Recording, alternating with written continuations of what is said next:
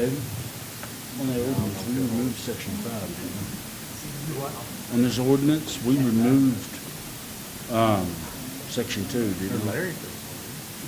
All that's number 5, this one?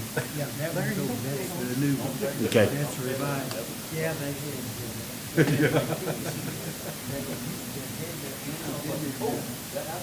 It did. It sure did.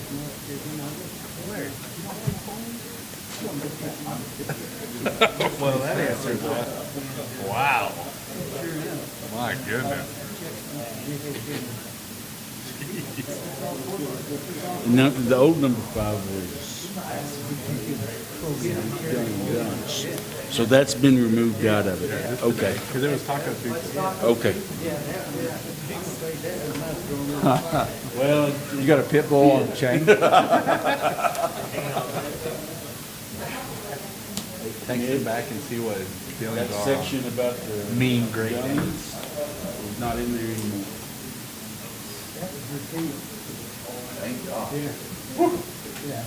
I had one. I read that and I thought, that can't be right. So, Well, in hauling a gallon of gasoline, I got called out because I got a propane tank on my truck. And they're like, so you're going to not let us haul gasoline in an ag community? I'm like, whoa, whoa, whoa. Yeah.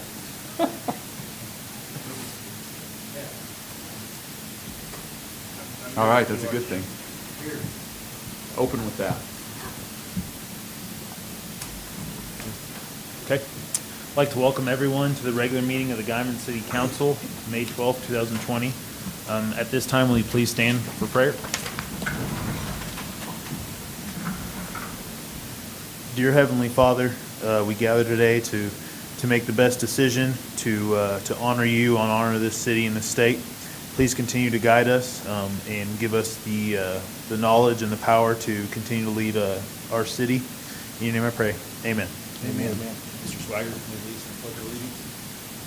I pledge allegiance to the flag of the United States of America and to the republic for which it stands, one nation, under God, indivisible, with liberty and justice for all.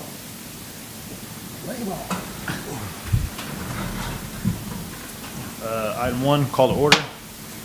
Item 2, attendance roll call. Living Good, Here. Peterson, Here. Alpedras, Present. Swager, Here. Egger, Here. Hoffman. Here. Mr. Petty, Here. Mr. Dunham. Here. Item 3, public comments and announcements.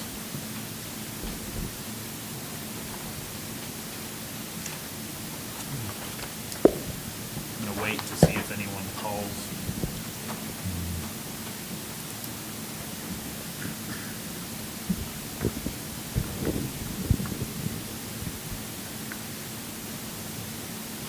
You didn't unplug it.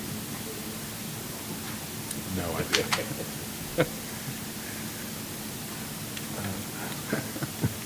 Unplugged. Well, Give another 30 seconds. Trying to get that. Do we have the number where they're supposed to call, posted anywhere? Is it not posted? kind of tough to call. Yeah. That might be why they're not. This, huh? It's a minute lag? So we need to wait like 2 or 3 minutes before we even, okay, we'll wait. Is it this number here, Jim, on the phone? Yeah, so the number, if anyone needs to call, is gonna be 580-338-7577. Again, that's 338-7577.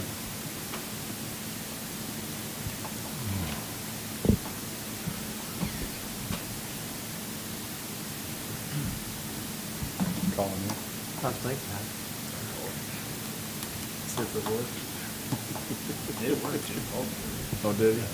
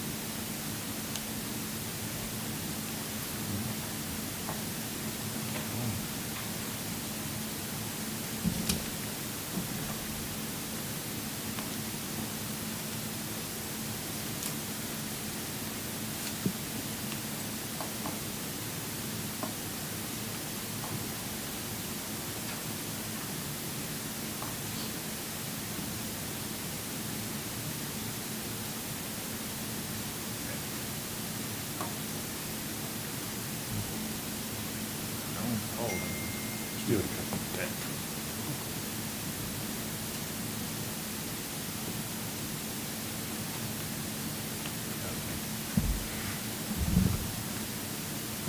Just the number out there. Thank you.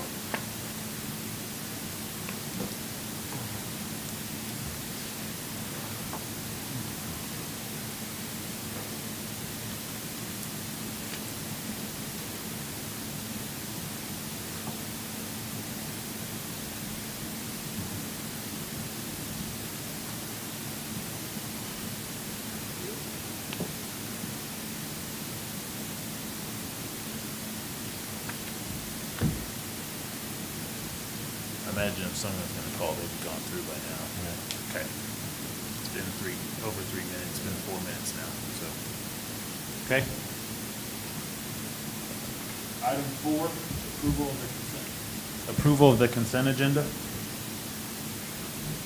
I'll make a motion that we approve the consent agenda. Second. I have a motion and a second. Egger, Aye. Peterson, Aye. Swager, Aye. Alvedras. Aye. Livengood. Aye. We've got 5 ayes. Item 5, discussion and possible action to approve ordinance 864, an ordinance amending part 13, chapter 3 of the Guymon Code of Ordinances, authorizing the mayor to proclaim a state of emergency, defining mayor's emergency powers, providing for a penalty, providing for severability, repealing all ordinances in conflict herewith, and declaring an emergency. Joe Don, I was wondering if you'd give us a definition around this. I received quite a few calls asking about mainly items 3 through 9. Section 2, right? Section 2, yes, sorry. Okay, well, on the new ordinance that is there before you, the old number 5 has been taken out. That was found to have been repealed. The part about carrying a firearm, that's been taken out of this ordinance. The rest of it is there for the purpose of preventing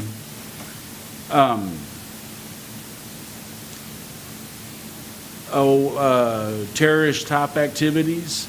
I mean, number 4, where he's talking about the transportation of gasoline, kerosene, or combustible, flammable, explosive liquids in a glass or uncapped container.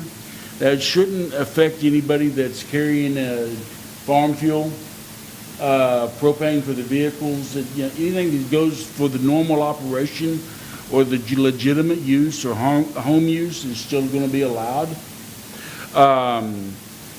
If there comes a time when we need to curtail the purchasing or dispensing of alcohol, that's what the state statutes allow. So that's the way this is written in conjunction with the Oklahoma state statutes. Mr. Petty, if there's anywhere I'm misspeaking, you're more, Yeah, no, you're Cle- right on. yeah. This list of powers is right out of the state statute.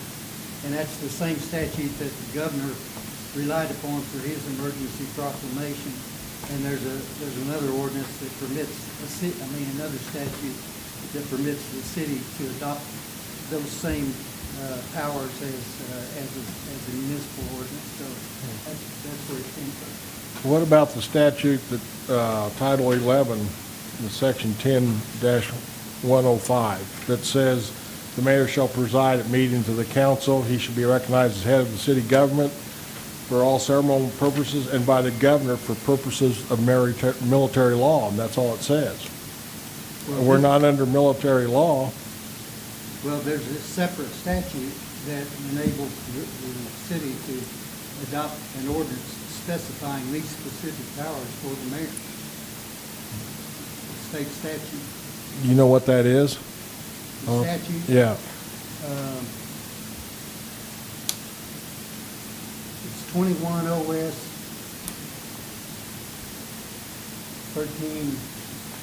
1129.9, I think. Thank you.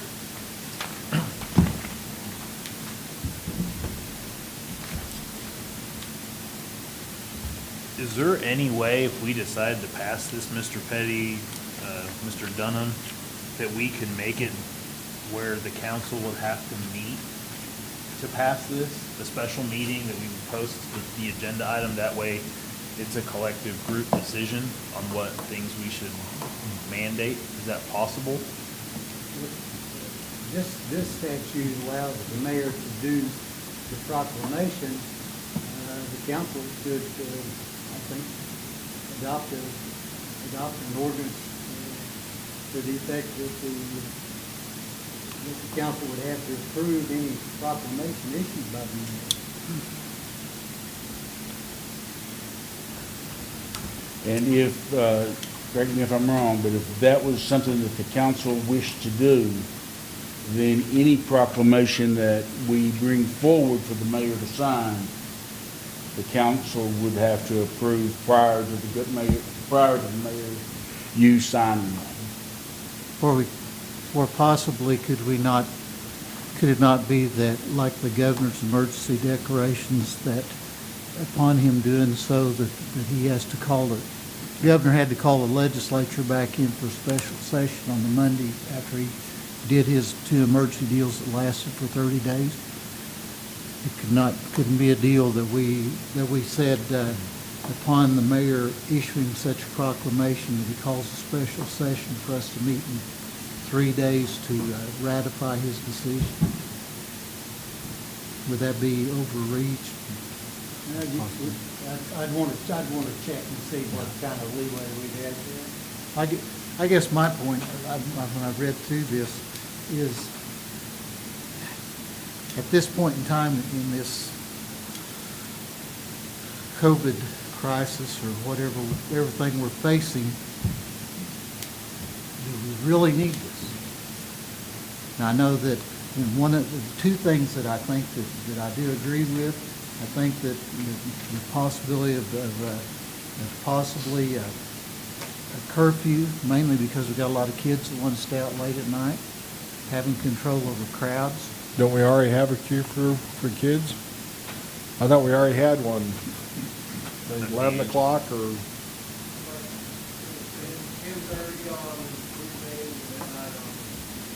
So you got that, okay. And then the other thing that we've talked about was the fact of the large people that are not paying attention to the mandates from the governor's executive orders about assembling or gathering in parks and stuff, and crowds over 10.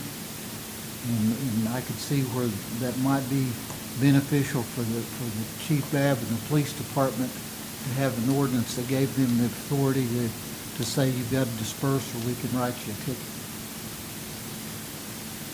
So I think what essentially Dave Kim's asking is, can we stricken some of these, like say number 5, which I think is already done, so bad example.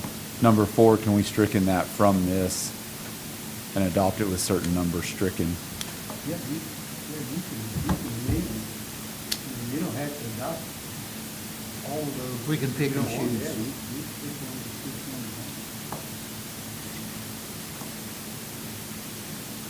Because I think one thing that, to me, that appealed is we are an ag community, and we will be transporting.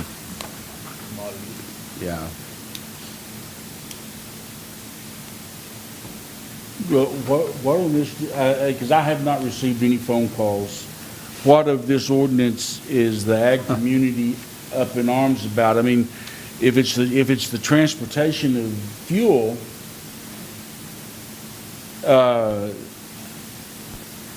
it's not limited. I mean, normal use or legitimate commercial use is they're allowed to transport. I don't know, I mean, I just want clarification.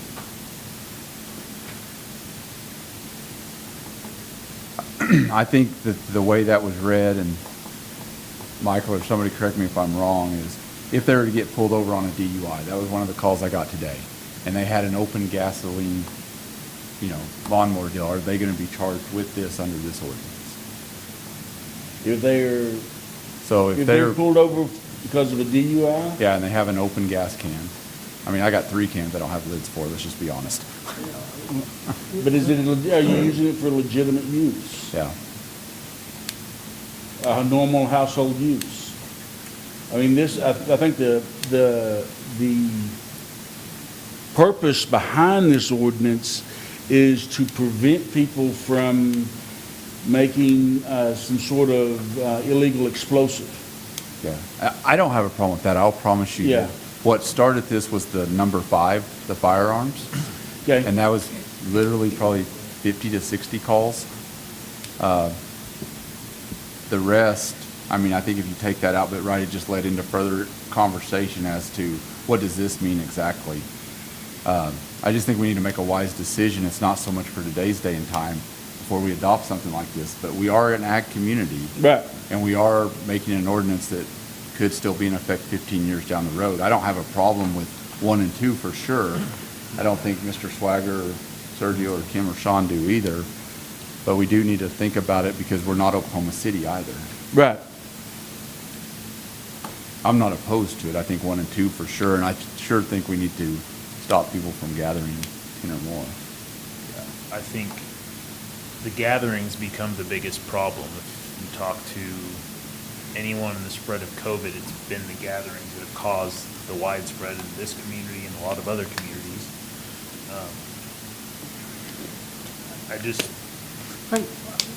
I view this as a tool to deter any rioting, or if it got to that point.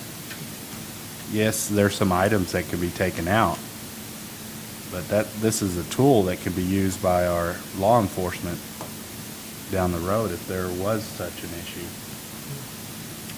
But aren't most of these illegal anyway if they're doing, I mean, your Molotov cocktails are illegal anyway. Isn't most of this stuff illegal anyway? Don't we have laws on the books? Bottle rockets are illegal, aren't they? No problem. My concern is, what I've heard from the calls I've had is it's just the public perception of why at this point in time are you wanting to talk about riots and firearms and things like that. And I tend to have to agree with See, like even the transporting, like Mitch, like you were saying, like at the very end, for any use, any kind except in connection with the normal operation of motor vehicles, normal home use, or legitimate commercial use. I mean, so you're not doing anything wrong transporting gasoline. I mean, unless you're planning on making some cocktails.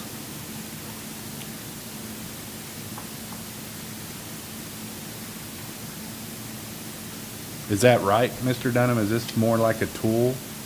Yes, for our this would law be, enforcement? this would be a tool, and one of the reasons I'd say we would want to look at the, maybe, at this time is because we did see in our recent past where people were coming up and asking us, why were we not, as a city, why were we not enforcing what the governor had put in place?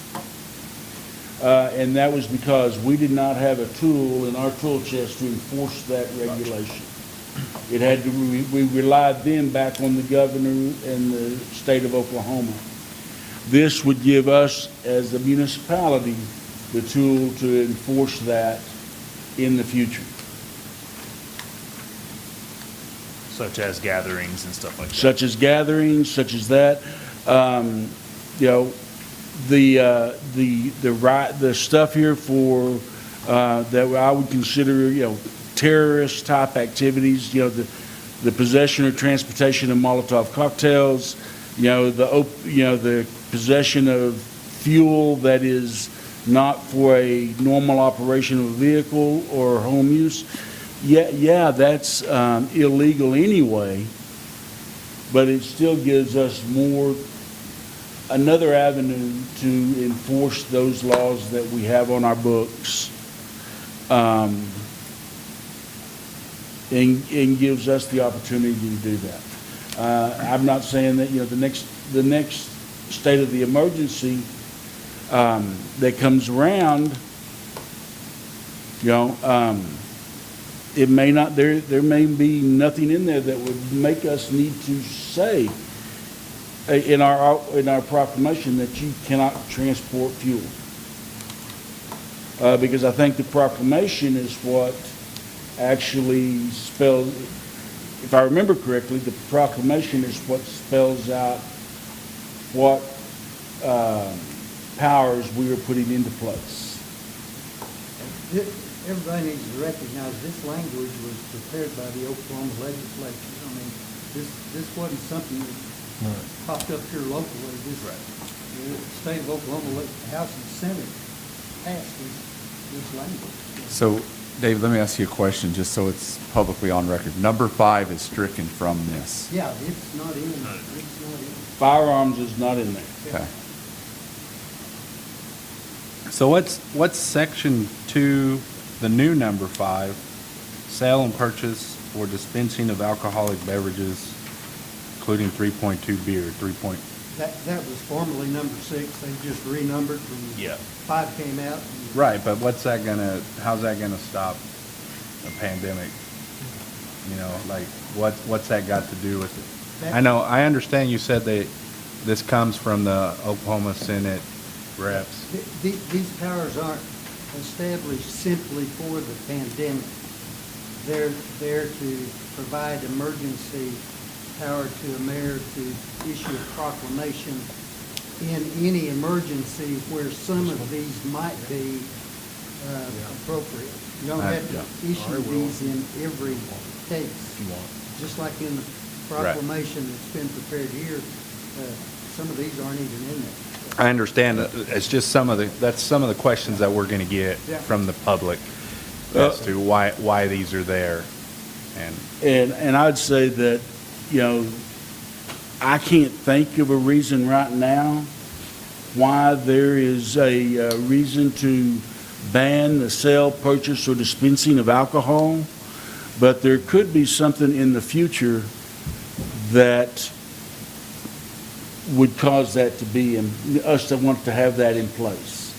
And it would be, if we're going to do this, it would be better to put it into place now, knowing that we have that in our tool chest for sometime in the future, Understood. than to sometime in the future need it and not have it. Understood. Does that mean gathering in public places, no more than like 10 right now? Or is that, if I want a party in my backyard, I can invite 50? But you're asking private or public? Right. I mean, how does this stand on that? It doesn't say in the ordinance, but the proclamation has something on it that I saw. Let me pull that up. I guess we can't talk about the proclamation. That's the next item. And to me, number 7 is pretty vague.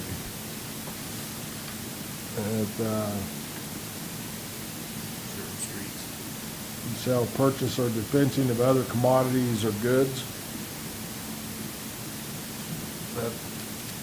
What does that adhere to? Is that, for instance, like our farmer's market on Saturday mornings? No, I don't know. You have to ask the Oklahoma legislature, I guess. Okay.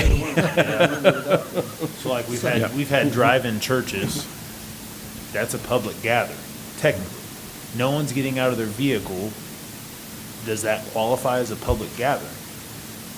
Well, and I would say we would want to look at what the proclamation stated, and is that gathering the way it is that gathering of churches the way they're doing it in their drive-in church, is that violating the spirit of the proclamation that was put in place? Right. And I would say that would be the same with the public-private gathering, is that in violation of the spirit in which that proclamation was put in place. For, the COVID situation, the governor put it in place that there was no more than 10 in a gathering, and it didn't specify public or private. So that would be 10 in a gathering. period. So I would say if you had 50 people in your backyard, yes, you were violating the spirit of that proclamation. But at this point in time, we're covered by the governor's executive orders, just like we were beforehand. The only thing is we don't, as a city, we don't have enforcement capability. Yeah, the only difference will be this will allow, instead of having the district attorney do the enforcement on, this would allow city police to do a ticket. That really doesn't change anything but that, on this particular issue with COVID. And I just thought of something as far as the sale of alcohol is concerned. During the COVID situation in the governor's proclamation, he did specifically close bars. He did. Yeah. He did. And those have not been reopened yet. But liquor stores are new. Right, liquor stores, the bars I know were specifically closed. Yeah. That does, an establishment that does not serve Mainly Food. in conjunction with Right. alcohol. If it was just a If it's bar a dance or hall, saloon, dance hall, saloon, those Right. are still, those, to my knowledge, those are still closed. yes. Until Friday. Till Friday. Friday or Saturday. Would it be fair to say, David, at some point, we have to pass something like this?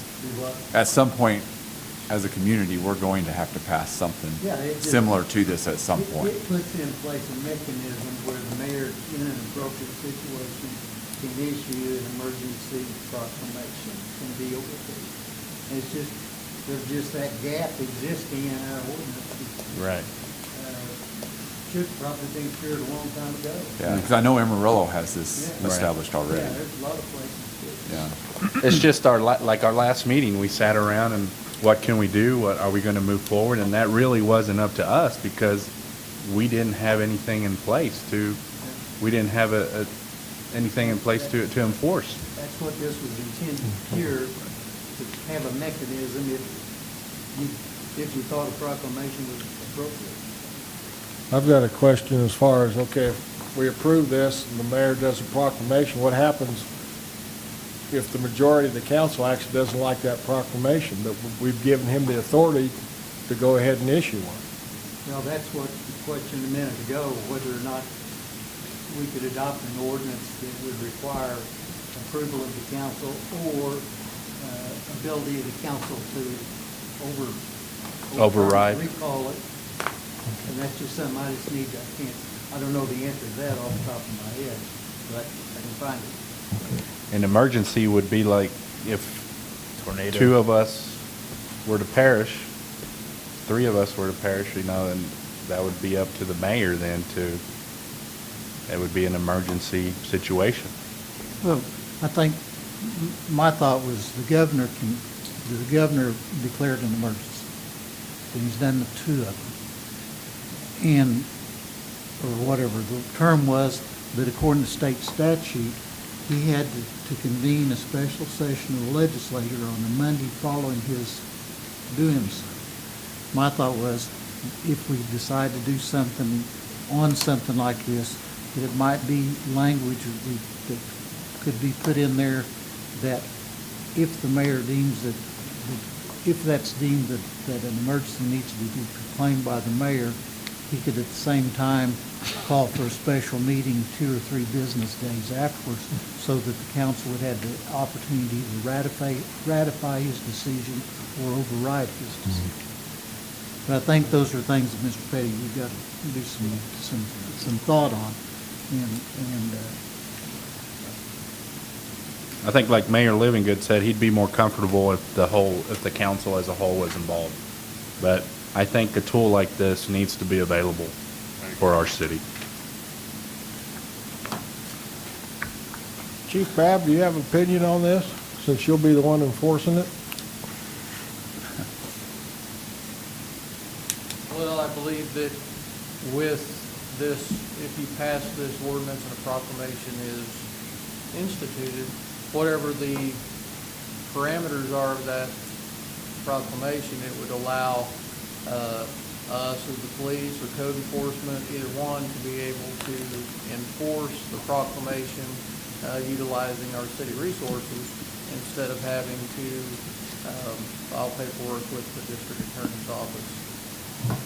So it would be it's a city ordinance, or it would be a city proclamation that was done by the majority of the council and enforced by us or code enforcement. So we would be enforcing your proclamation through using city resources. Thank you.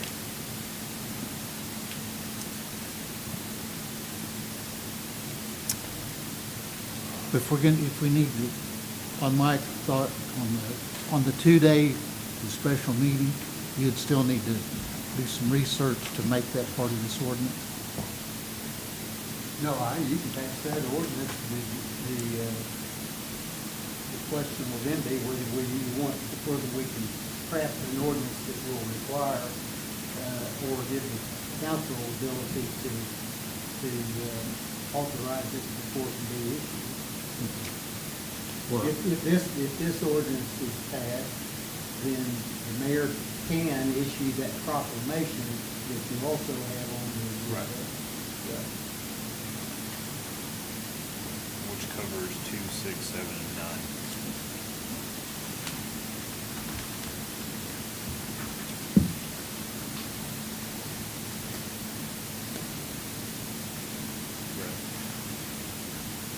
And you can change that. In fact, the next item on the agenda is to discuss, That to proclamation. authorize the mayor to issue that proclamation that you've been provided with.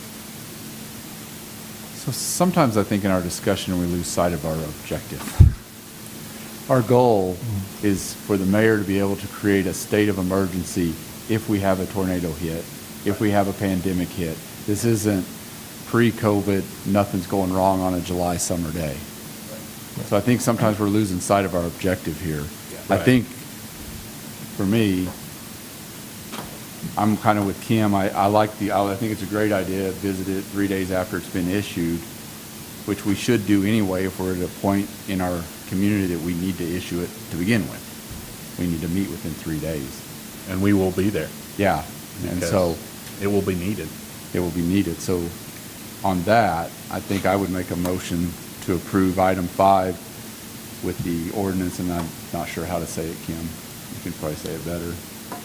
That we meet 3 days later Ratify it 3 days. to ratify Oh, the state of emergency If the mayor, After the mayor issues the proclamation. after the mayor issues the proclamation. The ordinance can't go into effect until it's published, and the paper won't be able to publish it until the 14th. And that's the date that the proclamation would be effective. Okay. That's the 2 days from now. if we want, we were talking about if we wanted to put language in there for uniformity with the council or solidarity, I guess, about the 2 days, coming back in 2 days to ratify. So we can add that language tonight. Is that what you wanted to say? That is what I want to say. I'm not sure how to make that Oh, motion. special. all that. This step would be, this motion would be to pass the ordinance, then when the next item comes up to authorize the proclamation, that would be when you put on the Yeah, that'd be 2 good. day oversight. So approve item 5, and then we'll have that second part in item 6. Yeah. That's what you're saying. Yes. So I make a motion to approve item 5, discussion and possible action to approve ordinance number 864, an ordinance amending Part 13, Chapter 3 of the Guymon Code of Ordinance, authorizing the mayor to proclaim a state of emergency, defining mayor's emergency powers, providing for a penalty, providing for serviceability, repealing all ordinance in conflict herewith, then declaring an emergency. The declaration of emergency is going to be a separate, Yeah. can't all be one can't. motion. Okay. I second without the declaring an emergency. I have a motion and a second. Swager, Nay. Peterson, Nay. Egger, Aye. Alvedras, Aye. Livengood. Aye. We've got 3 ayes, 2 nays. I make a motion that we declare item 5 an emergency. I'll second. I have a motion and a second. I'm sorry, who seconded it? Peterson. Egger, Aye. Swager, Aye. Alvedras, Aye. Peterson, Aye. Livengood. Aye. We've got 5 ayes. Item 6, discussion and possible action to authorize the mayor to sign proclamation declaring a state of emergency in effect till June 9th, 2020 due to the COVID-19 pandemic. It says 10, but it's a typo. It's 19.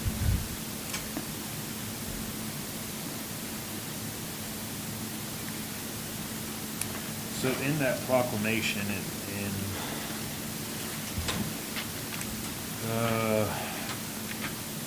says ordinance number blank, but it's 2, a designated number of persons from assembling or gathering on a public street, parks, or other areas in public or private. Churches have started meeting, with following the guidelines of the governor. If we pass this with that verbiage, wouldn't that stop a church from meeting currently? What item are you? It's in the proclamation. Oh, it's in the proclamation. Which item are you looking at? Keep going, I think. Huh? If you keep going down. Maybe I'm looking at the wrong thing on mine. Right, Whereas the city said. 864, right there, item 2, or down. Okay, well, I've got, item 2 talks about, item 1. Third item, or, sorry, see, it's right 1, there, 2. parentheses, item 2. You got 2, 6, 7, and 9 in there. Lavona has it pulled up on the monitor. A designated number of persons from assembling or gathering on a public street, parks, or other areas, either public or private.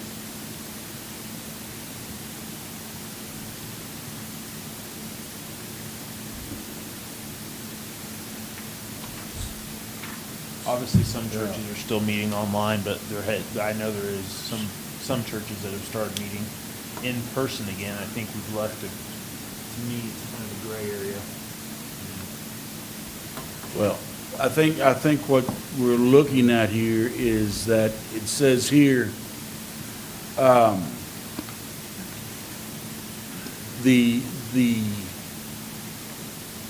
it repeats what was in the state of emergency by proclamation, that the following may be prohibited. So it's listing out what was in the ordinance that said what might be prohibited. And then when you get down into, a little bit further into the proclamation, Oh, that's right. it says, I do further proclaim the following provisions.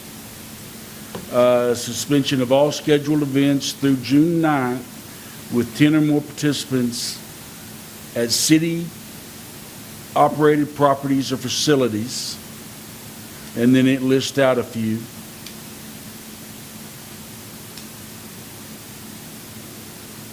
And then it talks about in a restaurant that no parties exceeding 10 people are allowed at one table in the dining area unless they are household family members.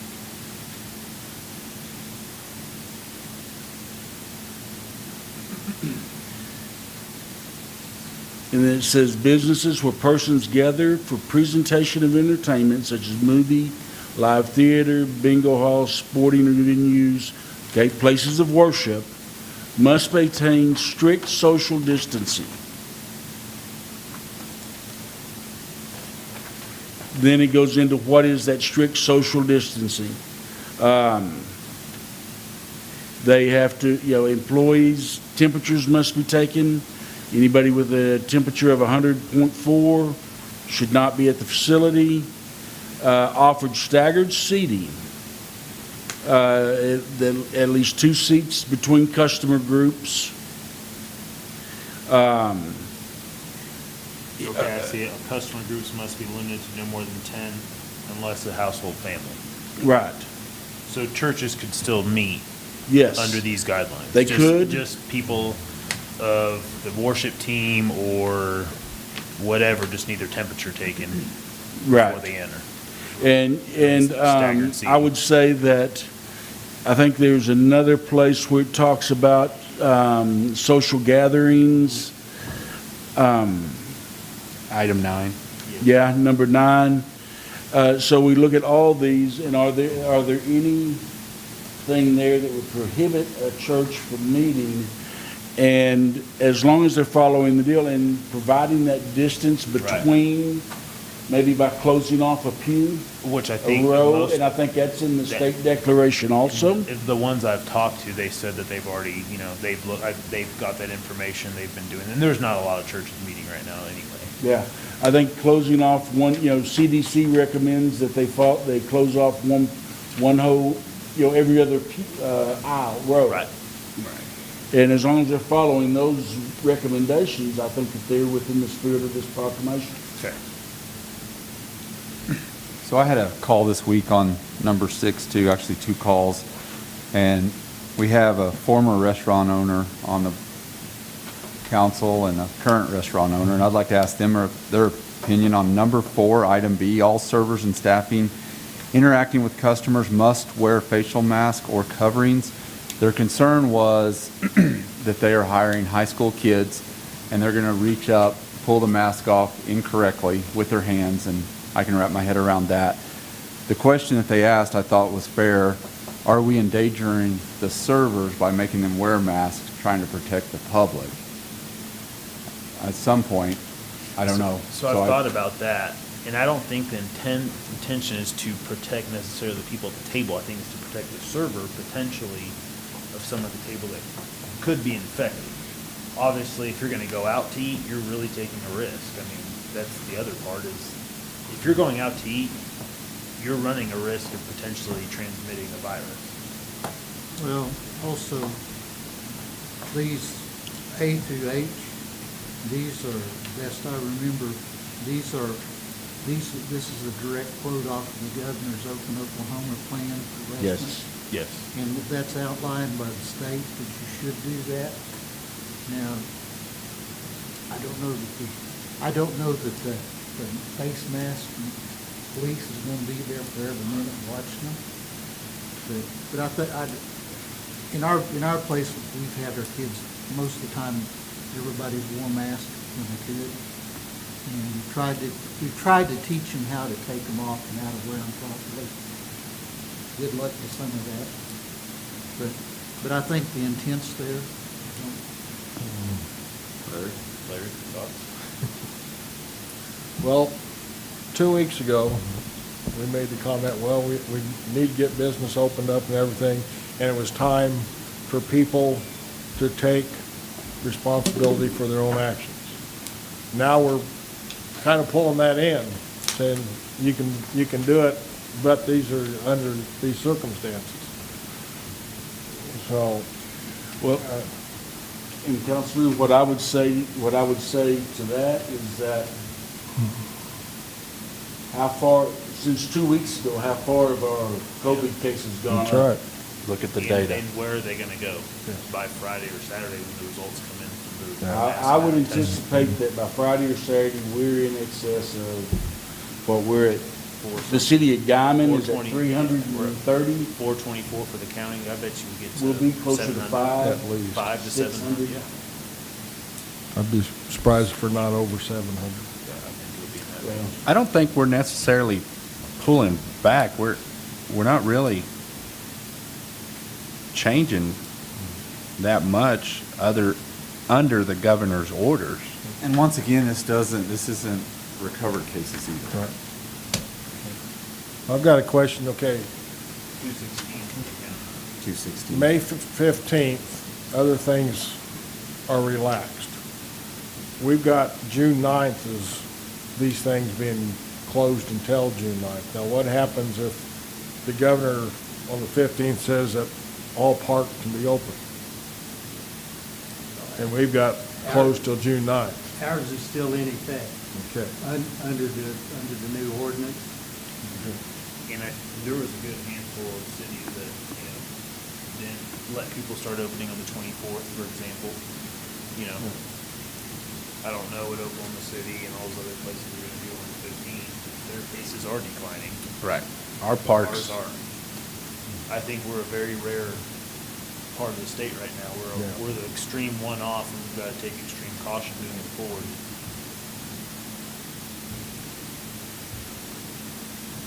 I guess if you have a staff of 50 people or whatever, and I guess the question is, how do they facilitate masks if they don't have any right now? You can find masks. You can find masks? There's ladies in town making it. Guymon. I don't have a big issue with number 4 because I think that mirrors the governor's reopen Oklahoma plan. The one that I do, and I'm just stating this, is that we're going to, under the governor's open Oklahoma plan, and I know we've got maybe special circumstances we're looking at, but we've allowed restaurants with on-food premises that have bars to open up, and people are acting like it's a bar, from what I'm hearing. They're going in, not ordering food, but just there. But we've got 2 or 3 bars in town, but we're gonna keep them from opening up, but they've been under the impression that under the governor's Open Up Oklahoma order that they could open 14th to 50. So, just food for thought. On number 5, it says outdoor exercise stations, and we've got playgrounds closed, swimming pools could continue to be closed, basketball courts.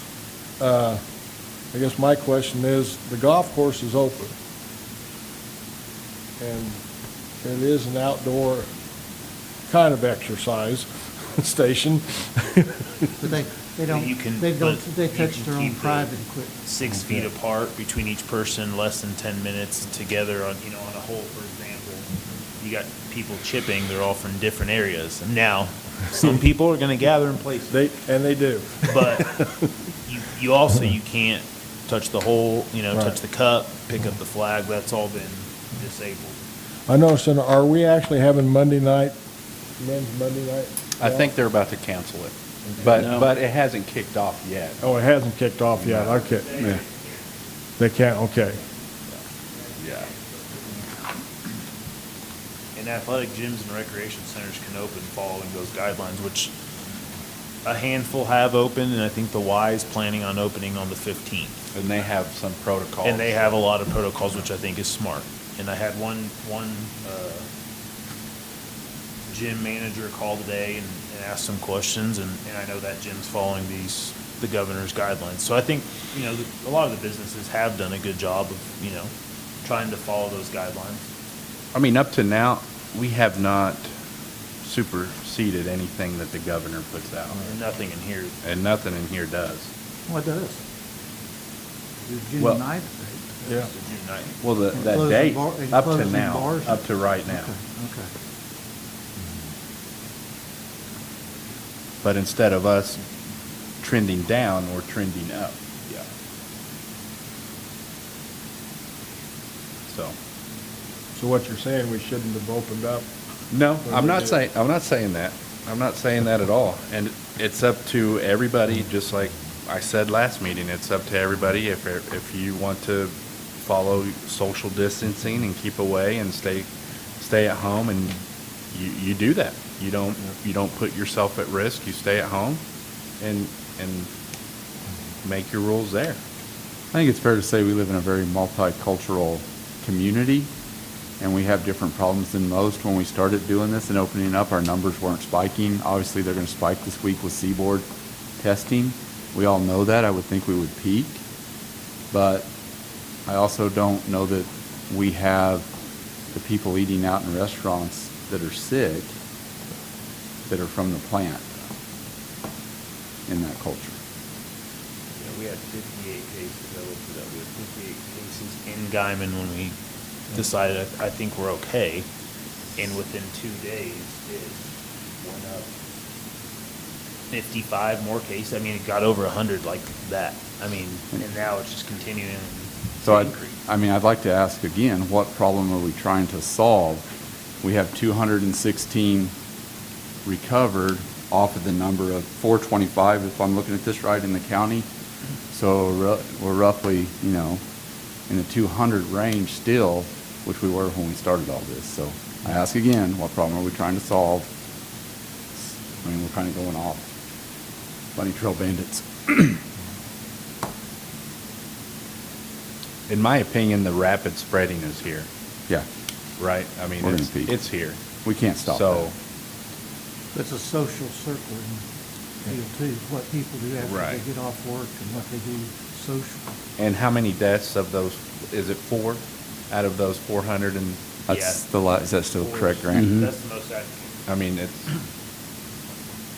Yeah, 412. and any death is bad, but I mean, Right. those numbers are pretty good. So, I guess at this rate, we just try to, it's gonna spread, we're trying to slow it down,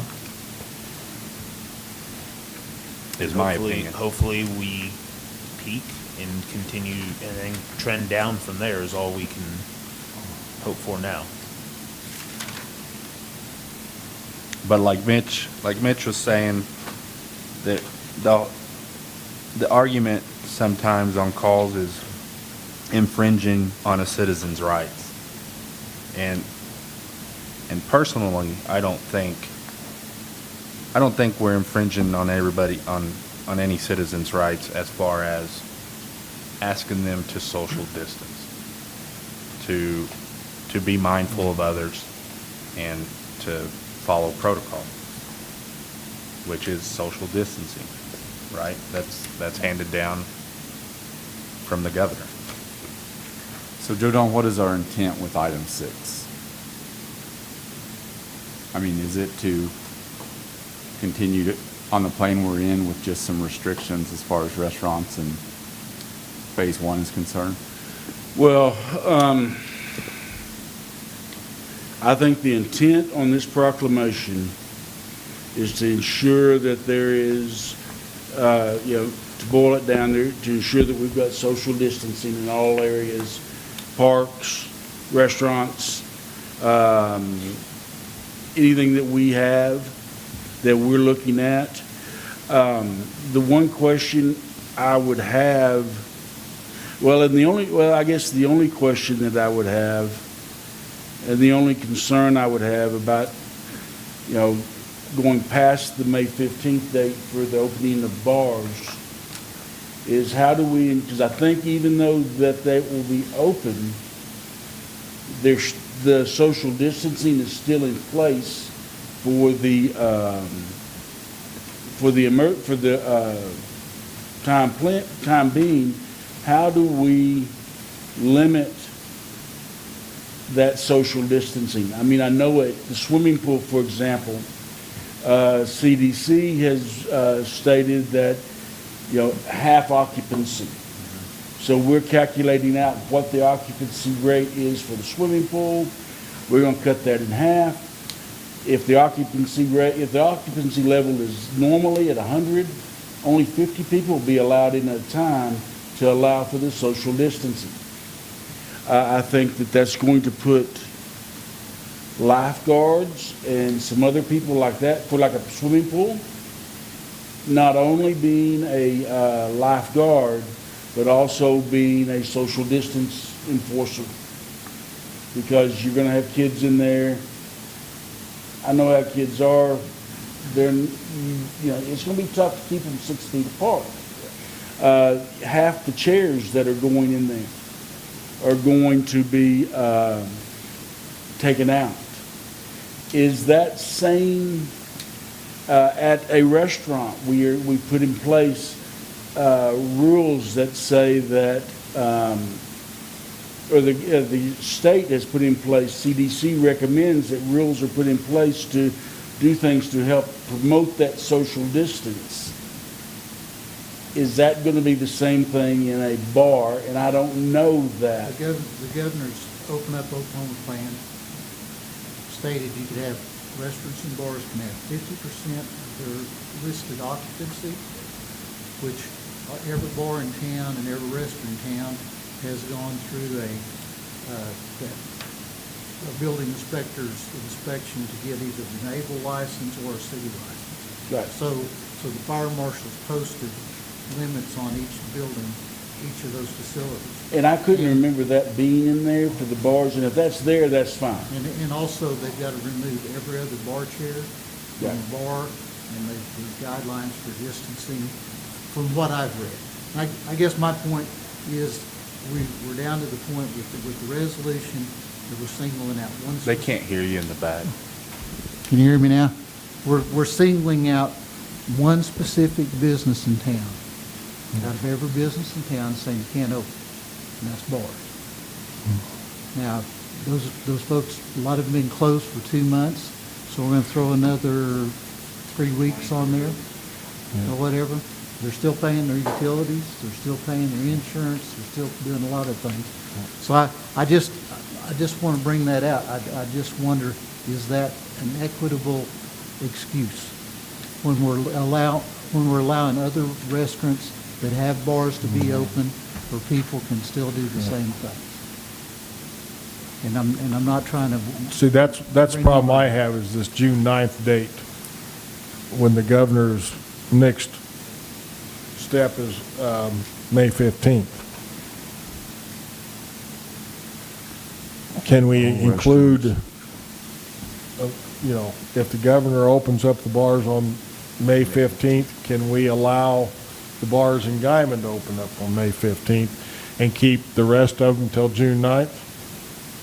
Well, we have been meeting every week, so I don't see why not. Oh, we're going to keep the rest. What do you mean? You mean the deal like Thompson Park? The parks. Yeah. Oh, well, you could amend and put, well, you could amend everything from item 3 down, that the opening date could be under the governor's guidelines. Unless we decided at a later date to change that. Is that not In phase a 2, possibility? the only thing in phase 2, I think I have it, really is going to be the bars. Restaurants and all that stuff is going to fall under the same. It's already open. Yeah, but I don't think anything changes for them really. No. Right.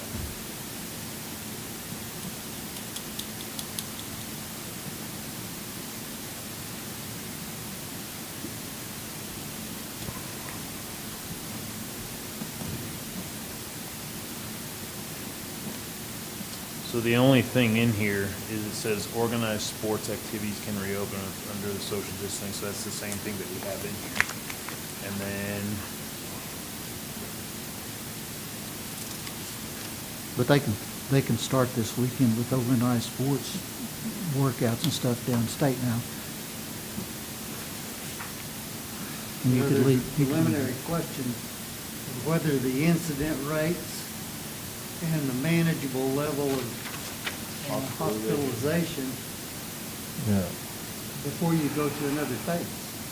So I guess that'd be a question for our fire chief, whether our incident rates and our hospital and incident rates are at a manageable level. Yeah.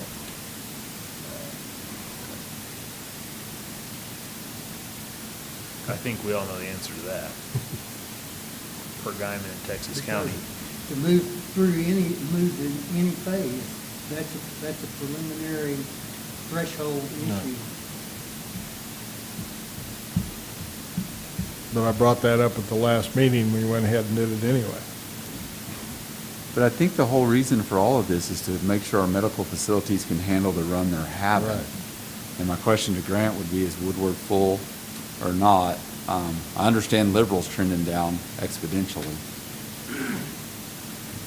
Are you asking whether locally we can handle it medically wise?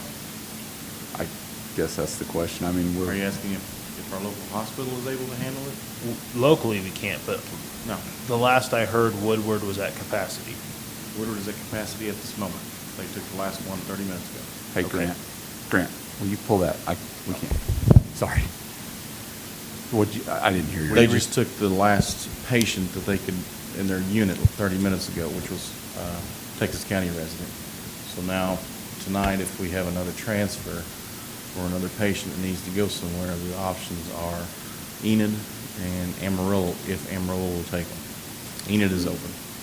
And do you know what percentage Amarillo's at currently? I do not. I know their ventilator rates, it's between 25 and 35% are being used, which that's good, because that means more people are not on ventilators. And understand as the virus is going through, we're learning things from New York, from Florida, from overseas and all that stuff. And there's some studies saying the ventilators may not be the greatest of choices right now, but understand if somebody's on a ventilator, it's because it is probably the last ditch effort that can be happening. So there are many things going on in Woodward. They're learning every day from different patients that they're seeing. As I said, locally, the hospital is not able to take care of anyone. Which We that's are been the case the transformed. whole time, but Do Woodward what? that's been the case the whole time in Guymon, Yes. correct? I mean, so really we're basing capacity off of Woodward's abilities. We're at If capacity they're when we full, we're at capacity when there's one person. here, Yes. yeah. For capacity. And as you can see, the numbers continue to rise every day. Right. And I do, as you said earlier, I go within a 2 to 3 week formula, and my formula does not really consider what's going on in Oklahoma, but again, what's going on within a 150-mile radius of Guymon. And that includes Amarillo, Dumas, Cactus, Guymon, Liberal, Dodge City, Garden City. 2 days ago, Dodge City just is the highest COVID place in Kansas, surpassing Kansas City. Garden City, which was a few numbers below us several weeks ago, is now approaching, I believe, 900. Yeah. So there are things in place at all the different hot spots to try to curb or try to slow down, because we're not stopping, but we're trying to slow it down. Those are in place, but understand, when things got initiated to slow it down, the states, all three of them, were already 3 to 4 weeks behind. So any numbers you're seeing coming in now are late and lagging. And as of today, we probably have upwards, just over, probably about 100 to 150 pending. And that does not include anything that is going on at another employment site or anywhere else. So if Seaboard had intentions of doing 2,700, there'll be 2,700 plus pending tests. Are all of them going to be positive? No, absolutely not.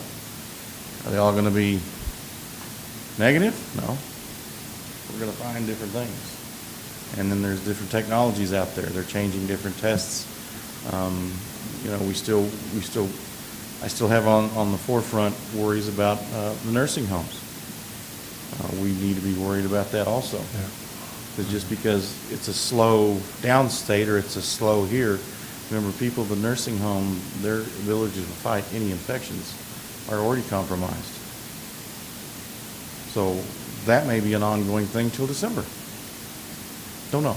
Don't have any answers on that, but we're suspecting it and we're trying to plan for that pre-hospitalized. Any other discussion? Looking through the proclamation one more time. Thank you, Chief. Thank you, Chief. The only item that I see, Mr. Peterson brought it up, item 3, I mean, that could really be under item 4 and just have them responsible and follow the protocol. So bartenders wear a mask. Right. Obviously, that's their staff. That's the only thing that I'm seeing that the city of Guymon would keep shut down, other than your nursing homes and all that. Yeah, that's still in the governor's proclamation. And we follow the governor's orders on those, anything labeled a bar that has, or without on-premise food service.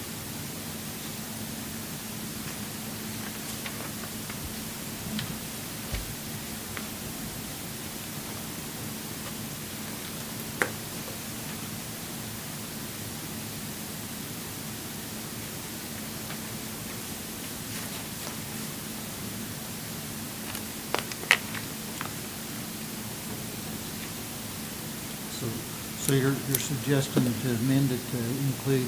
Strike item number- 3. Or include it with item number 4? It would fall under item 4 then if you strike item 3.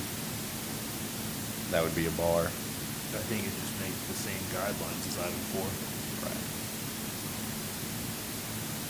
Or take off on premises food service. But they couldn't open until the governor said they could open. Is that correct? That's correct. My understanding.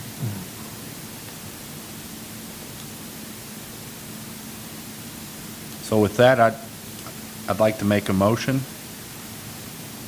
to authorize the mayor to sign proclamation declaring a state of emergency in effect until June 9, 2020,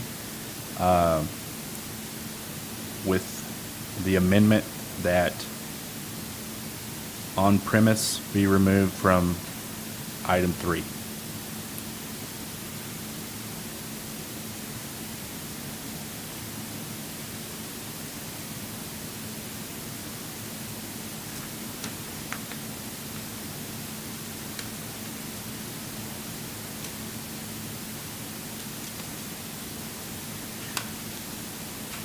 Or without on-premise. Just for service. clarification, are you saying strike number 3 and on number 4, remove with on-premise food service? That sounds better, yes. Strike 3, remove on-premise on 4.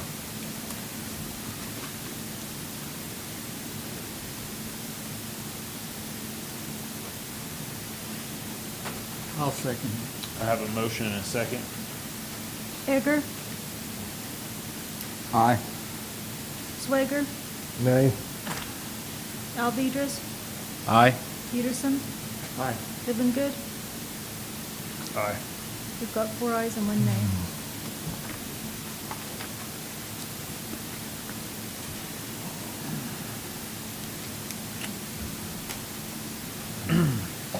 Item 7, discussion and possible action to approve resolution number 20-05, resolution of the city of Guymon requesting OMAG to refund escrow account funds amount of $41,683.24. Okay, well, what this is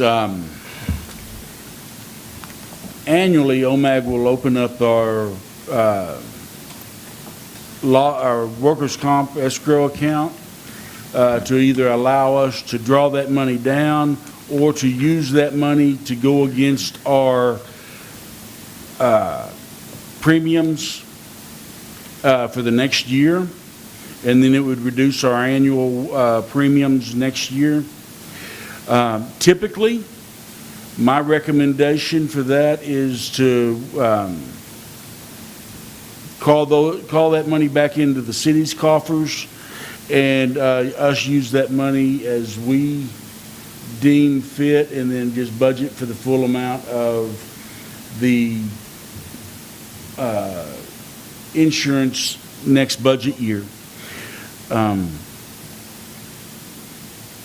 And that is my recommendation for this, is to request the refund of those unused funds, especially now, so that we can bring them back in and use them where we may be seeing where we could be seeing some revenue shortfalls over the next couple of months. Make a motion to approve agenda item number 7. I'll Second. I have a motion and a second. Swager, Aye. Egger, Aye. Peterson, Aye. Alvedras. Aye. Livengood. Aye. We've got 5 ayes. Item 8, discussion and possible action to approve resolution number 20-06, authorizing the filing of an application with the Oklahoma Department of Transportation Transit Programs Division for a grant under 49 USC CARES Act funding section 5311, non-urbanized area formula program. Okay, well, as part of the CARES Act, the Corona Aid Relief and Economic Security Act that was passed, the Oklahoma Department of Transportation has received some funds. They are issuing those funds out in a 100% grant. There's no matching funds required.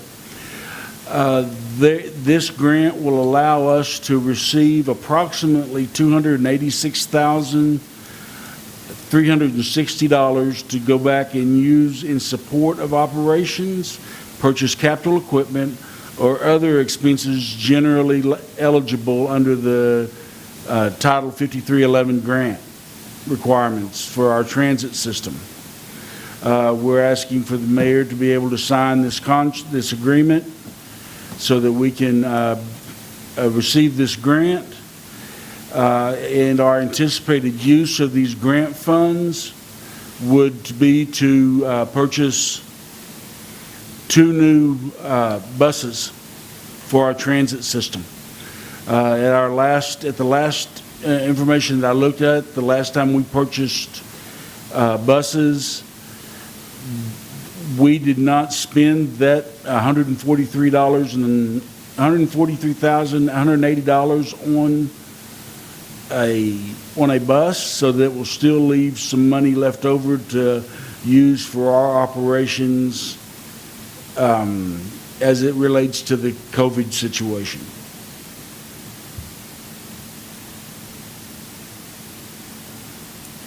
I'll make a motion that we approve Resolution 20-06, authorizing the filing of an application for the Oklahoma Department of Transportation under the grant under 49 USC CARES Act, funding section 5311. Second. I have a motion and a second. Peterson. Aye. Egger. Aye. Swager. Aye. Alvedras. Aye. Living. Aye. We've got 5 ayes.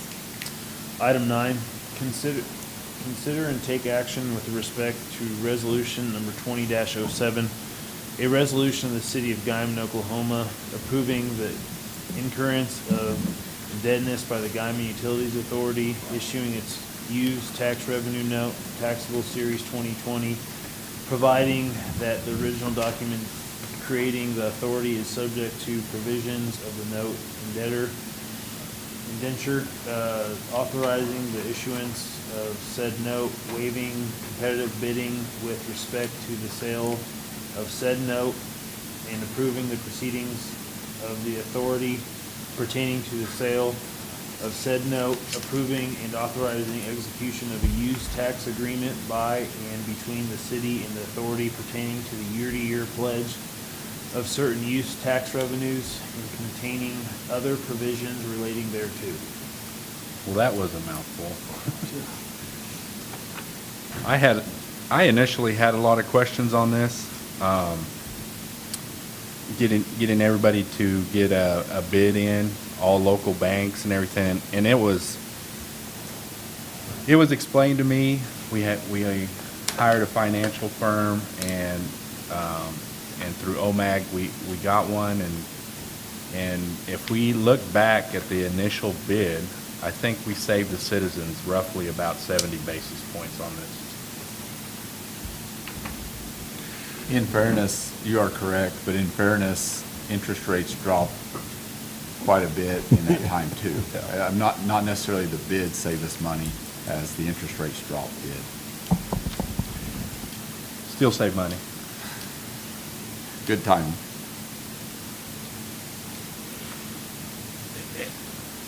And as far as the persons contacted, in the packet that I provided you, or that was provided to you by the Municipal Finance Services, Inc. out of Edmond, our financial advisors, there is a list of everybody that was contacted concerning this note.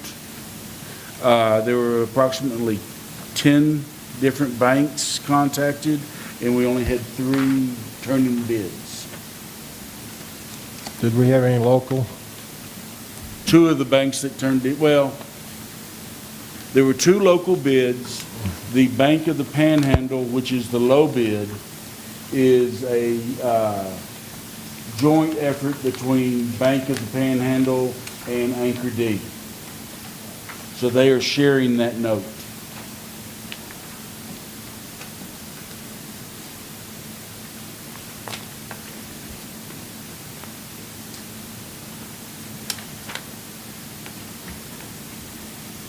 So now it goes into a negotiation state?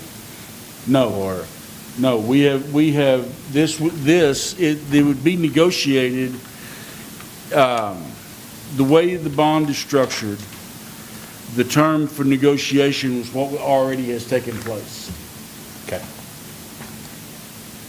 So we're awarding tonight and moving forward with the complex. We're awarding the bid tonight to Anchor D and Bank of the Panhandle for an interest rate of 3.05%. And Multicon's ready to go. We've issued them the notice to proceed. They are slated to start May 18th, and I have no reason to suspect they won't be here on May 18th. We do have some work with the city to install some water infrastructure. We are out for bid right now for the sewer infrastructure. We do have to provide for the electrical infrastructure, but Multicon is going to start on the fields that this infrastructure is not underneath. Understood. Thank you. Okay. Make a motion that we approve resolution -20-07. I second it. I have a motion and a second. Alvedras, Aye. Peterson, Aye. Swager, Aye. Egger, Aye. Livengood. Aye. We've got 5 ayes. Item 10, discussion and possible action to authorize the mayor to execute the Garver Engineering Agreement for professional services of $163,600 to rehabilitate runway 18-36 and parallel taxiway. Okay, this is part of the 2020 6-year capital improvement plan for the airport. It's for a design phase only. We will be designing the work to resurface and rehabilitate the runway and the parallel taxiway that is referenced here. This was not included in the current budget, but it is part of it was part of the CIP plan. I think it was just inadvertently overlooked as part of the budget this year. The city will be required to put up a $16,000 matching funds, $16,360 in matching funds for a $163,000 project.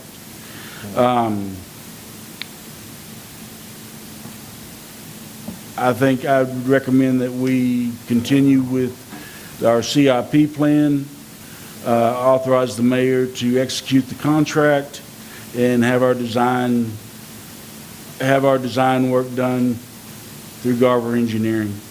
This is going to be, the larger part of this project is the construction of the actual construction of the rehabilitation, and that's going to be a $3.7 million project, and that will be not this budget year, but next budget year, as far as our CIP plan is concerned, and it will be primarily funded through FAA and OAC, the Oklahoma Aeronautics Commission.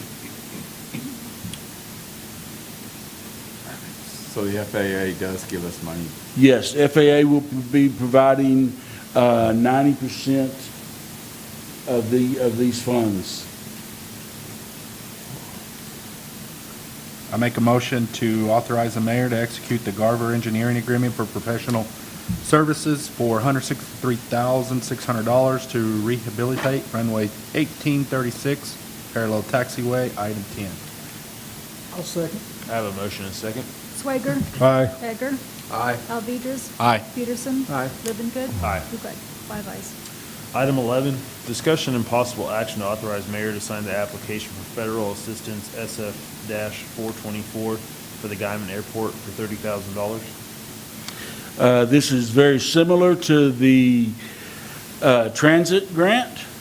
As part of the CARES grant, they have allocated out $30,000 for the airport to account for lost funds, lost revenue, and operations. I would recommend that we sign this agreement. It's 100% match, so these are just monies that we're going to have to just apply for. They can go to pay for things such as payroll, contractual services, utilities, supplies, parts, fuel, and/or debt service.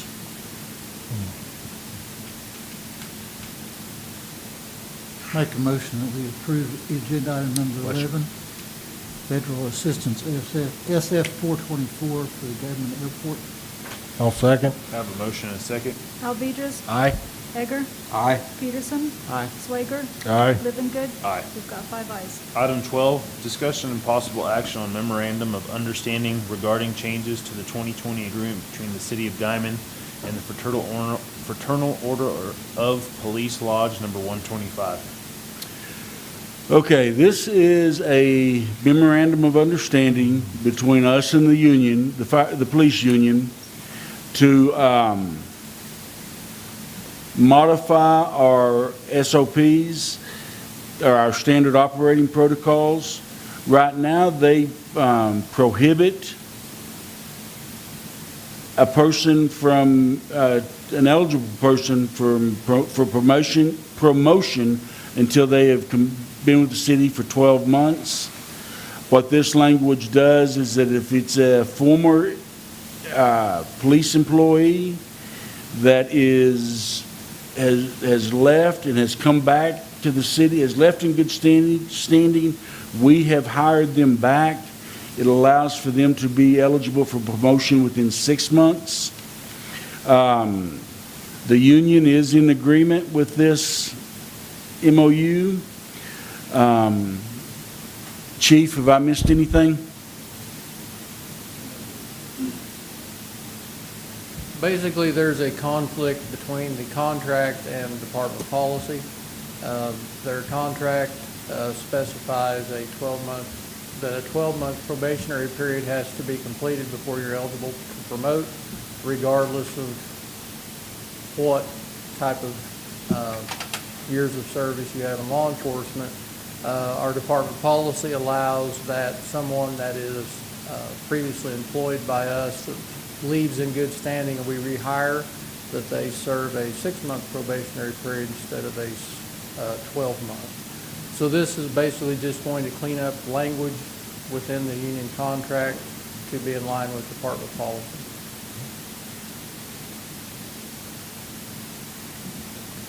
Make a motion that we approve the memorandum of understanding regarding changes to the 2020 agreement between the City of Guymon and the Fraternal Order of Police Lodge number 125. Second. I have a motion and a second. Peterson. Aye. Egger. Aye. Swager. Aye. Alvedras. Aye. Livengood. Aye. We've got 5 ayes.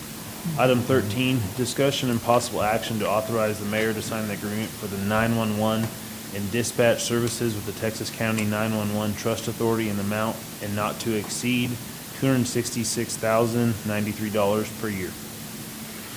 Well, during the last council meeting, during the March 10th council meeting, we set the funding amount for the Texas County 911 dispatching services.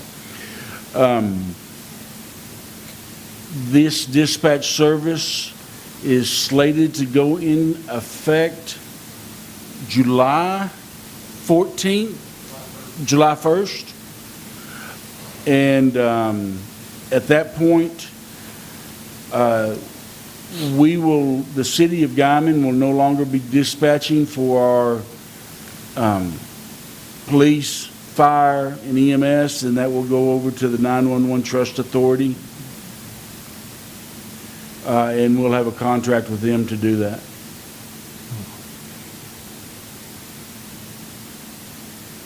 The contract does provide for reports to be provided to the city of Guymon, that it would include the time of the call, the time of all calls, time of dispatch, arrival time, and in-service time.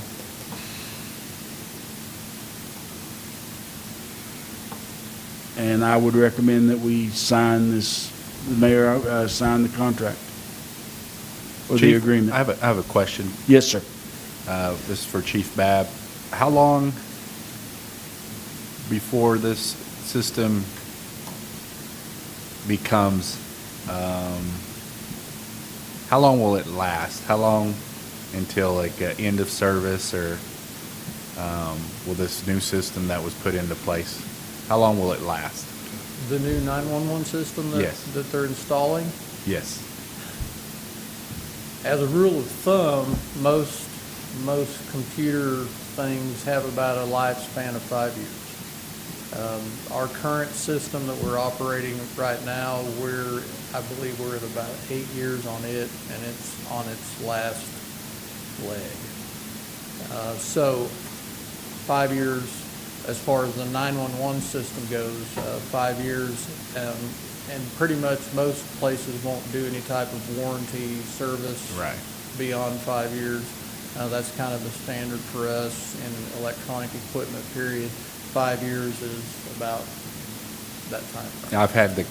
I've had the question of how long have we had our 911 system in place, and I was roughly about 7 years. I believe we're in the 8-year mark. so- 8-year mark? Yes, sir. All right, thank you. Well, I make a motion that we authorize the mayor to sign the agreement for 911 and dispatch services with the Texas County 911 Trust Authority in an amount not to exceed $266,093 per year, item 13. I'll second the motion. I have a motion and a second. Peterson. aye. Swager. Aye. Alvedras. Aye. Egger. Aye. Livengood. Aye. We've got 5 ayes. Item 14, discussion and possible action to authorize the mayor to sign the swimming pool management agreement with the Texas County Family Young Men's Christian Association, YMCA. This is our annual agreement to operate the swimming pool. The agreement follows the same compensation schedule that we have had in place for the past few years. We will end up paying over to the YMCA personnel costs plus 18%, and then pay 30% of total cost as a management fee.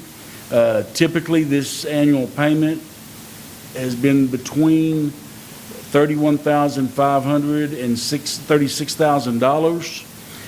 All the revenues that are brought in for the admissions,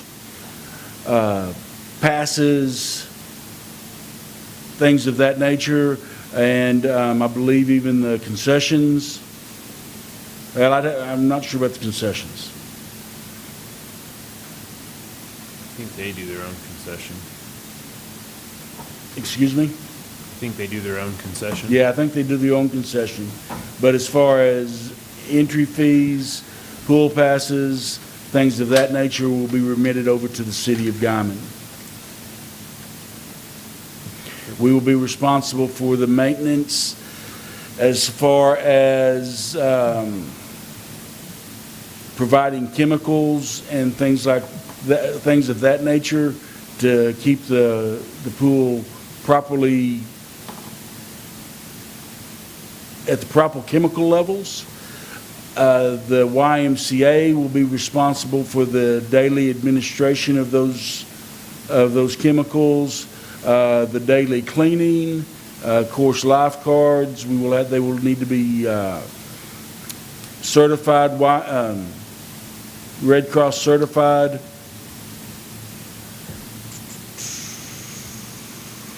The city of Guymon will be responsible for all the mechanical equipment and to make sure all the cleaning supplies and chairs and things would be up to code.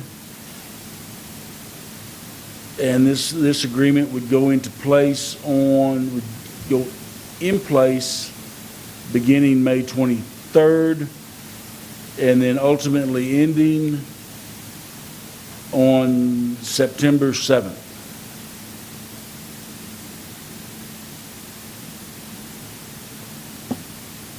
Now, we're gonna have the pool closed until June 9th.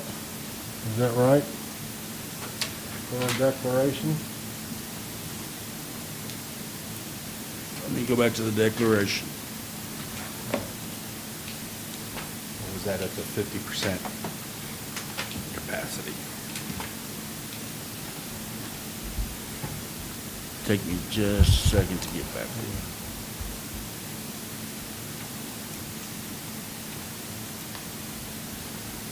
Says, our closed playgrounds, swimming pools, basketball courts and such. So, the swimming pool will be closed until June 9th? 6 feet between each person. I think that's what you talked about, is keeping the distance will be taught hard, correct, Joe? Yes, it does talk about keeping social distancing Until for the June swimming pool. Okay. There's a couple of different paragraphs on that, and that's the reason I was trying to get back to it. Looks like a 15-day window of social distancing, and then after June 9th, probably reevaluate. Yeah, So it will be open. yeah.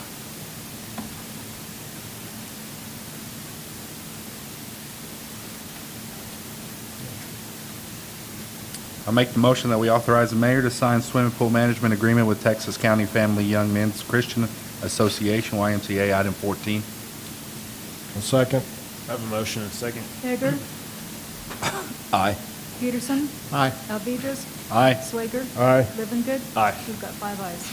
Item 15, discussion and possible action to increase the authorized purchase cost of a new Toro RM 5510-220 mower from Professional Turf Products, Euless, Texas, in the amount not to exceed $56,480,084. Okay, this is the Toro mower we went out to bid on for our golf course. Low bid was from Professional Turf Products at $56,480.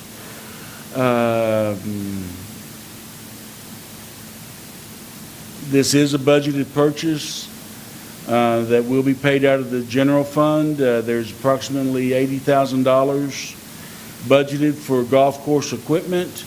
We purchased a tractor earlier this year for in a little excess of $17,000, and that would leave us with a balance to be used for other golf course needs of $6,290. At this time, I'd recommend well, Pete, do you have anything to add on the mower? No, just that one they've got is 2007, so it's 13 years old right now, and we're starting to have a lot of issues with it. We put quite a bit of money in it last year and the year before last, too. And we'll keep that mower, because all they would give, well, actually, Toro wouldn't even give us any trade-in for it. John Deere would give us $1,000, but we still didn't, Toro was still lower. But we'll keep that mower. We'll use it for whatever we need as long as we can, but we're not gonna put any money back into it, because it's not worth anything right now, evidently. And we'll use it any place in the rough or whatever we need as we feel right now until it goes away. And then you'll notice there is a difference between the bid price and the amount that we're asking for. The reason for this is that the brushes that are required for this mower were not figured into the bid, and they are $2,400. But that would still make them the lowest and the best bid.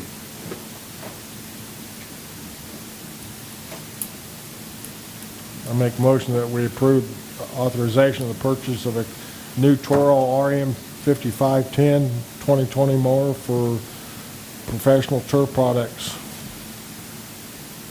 Second. I have a motion and a second. Hager. Aye. Peterson. Aye. Swager. Aye. Alvedras. Aye. Livinggood. Aye. We've got 5 ayes. Discussion and possible action, item 16, to approve funding match of $3,750 in cultural district development grant submission. Let's see. Sheila, would you like to take that? Yep, this is the annual funding for our Guymon area, arts and humanity culture. We have a downtown district. So typically, we go through, of course, our convention and tourism, but because of COVID-19, we have kind of not allowed our boards and commissions to meet, so I'm bringing it to you just simply because we needed to submit this application pretty quickly. For the last couple of years, I think you've matched. Last year was 2,000, the previous year was 2,500. I'm asking for 3,750 this year because there's a few things we wanted to do. One is we wanted to expand what the cultural district area actually is and what we can participate in, so that we can start doing more advertising for some of our events that have been going on.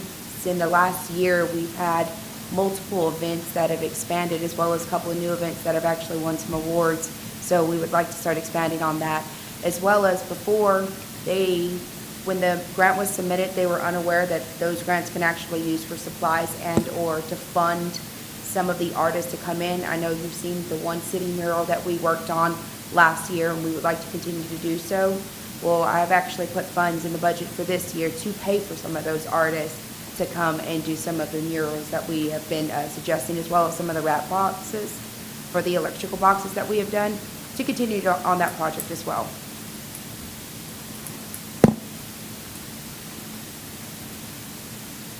I make a motion to approve funding for the match of $3,750 to the Cultural District Develop Grant submission. Second. I have a motion and a second. Swager, Aye. Peterson, Aye. Egger, Aye. Alvedras, Aye. Livengood. Aye. We've got 5 ayes. Item 17, discussion and possible action to approve support for Main Street Guymon funding for the fiscal year 2020, 2021. I think we're actually asking to table this one, Mayor. Okay. Make a motion that we table item 17. I'll second. I have a motion and a second. Egger, Aye. Peterson. Aye. Swager. Aye. Alvedras. Aye. Livengood. Aye. We've got 5 ayes. Item 18, discussion and possible action on the preparation of plans for the construction of a dog park in the city of Guymon. I actually had Mr. Dunham put this on the agenda. I'm not looking to spend a lot of money, looking for the city to spend a lot of money. It's just, there's been some research done here and there. I just wanted to make you gentlemen aware of that. I have been pinged about this. There's been people calling and people asking for a year or two. I know our past city manager did some research. We did some research together. Something along the lines of just getting, I know we have land available, possibly work on some grants, get some kind of protocol established to where you just don't have a free-for-all out there. Some kind of protocol where, you're responsible, just like you should be. You're responsible for your pet, your loved one, to go out there, make sure vaccinations and everything are in place. Then you get maybe a year pass from the city, and but I know there's a lot still that needs to be discussed. It's just something that I asked the city manager to put that on the agenda so you are aware. I know that some land that, to me, I envision a dog park being on this land would be the land that's it's north of the spillway, so that would be west of the Girl Scout building. And that's what, that's just to start out with in talks about it. So, When you were researching that, Sergio, was there some public safety items so we don't end up with like a big situation? yes, there is a emphasis on safety, which that would all be taken care of at the city level now this is not set in stone, just some pages that I saw that some cities, they implemented, so you get your pet vaccinated, you show the proper vaccinations at the city then gives you some kind of waiver that you sign off on, and you go forth on that and then obviously posted out at the park would be the rules that would need to be followed. And I mean, start out with, you don't need to get very fancy. I've seen some really fancy dog parks, and I've seen some where it's just dirt, maybe a tree or two or something. But it's just something that I think our community is missing. There's, you're going to have your people that are pro, your people that are con, but I do think it would be a added quality of life. I know some people don't like me to use that, but would be a quality of life. Some people that choose to have pets that live in areas where they can't have a fence, or just an opportunity for their pet to run along and mingle, I guess. So, but the safety issues would be addressed, I would assume. Mingle 6 foot apart. Yeah, well, after June 9th, you never know. It's just something that I think we need to discuss. So are you asking us for permission to go forward with the discussions and maybe putting together an action committee to come up with plans for one and investigate grants, et cetera, so forth? Yes, that would be possibly talking to Mr. Dunham. That would probably be the first step in doing that, is to get the council authorization to go forth and to actually just investigate this, and possibly spin up a committee to head that up and get somebody from the Parks Committee involved if they would want to be involved, and we go from there. See what the response is from the community. Think it's a good idea? I do.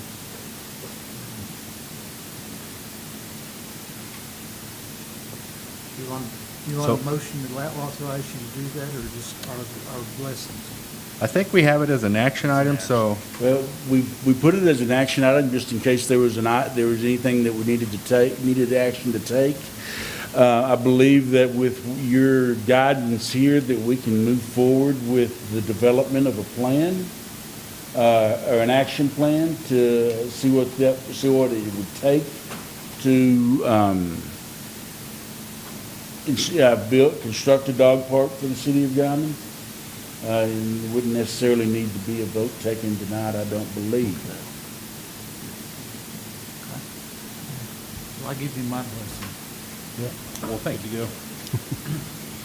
Item 19, discussion and possible action to prepare a plan to construct a sidewalk between Main Street and Highway 412. I requested Mr. Dunham to put this on there as well.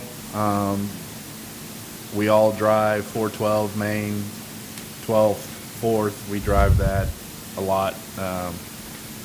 Not so much right now, but I know that you gentlemen have seen people walking up and down those streets. Those seem to be the main streets, the major path of commute for people that elect to walk or don't have a proper, or don't have the transportation needed. And I just think it would be a great idea if we were to put something in place. It doesn't necessarily have to be a sidewalk made of cement. I've seen some pretty fancy trails that have been made out of gravel. I've seen that. That's an option. With obviously with cement and everything, the longevity is there, wash out, and protects against that. But I really think we need to take into consideration that a lot of citizens elect to walk or to run, and that's a major route. And I think we're lacking in that to provide a pedestrian pathway that is not dirt. for citizens. Are you talking 4th Street or 12th Street or? So the main one that I see, just because it's on the way from my place of business where I work and home, is 412. So from where Main turns into 412 heading north, 12 going out of town. 12 heading out of town. Along that route right there, both on the east side and on the west side, you can see where people make a path. Trail. And yes, a little bit of a trail. And I really think that it doesn't necessarily have to be a large scale plan, but we should be able to do something little by little. I think there's parts that have a sidewalk and there's other parts. Correct. They just have dirt. There are Well, there's- parts. TSET's got some grant, some funding available, some stuff. So that's another action item that we could possibly get the wheels rolling on that. Maybe get something in the budget for next year to do something. Correct. That's all I got on that, so I just wanted to bring it to your attention. Same situation, Mr. Dunham, just kind of no Yes. action. Okay. Item 20, any new business? Item 21, we'll stand adjourned as the Guymon City Council.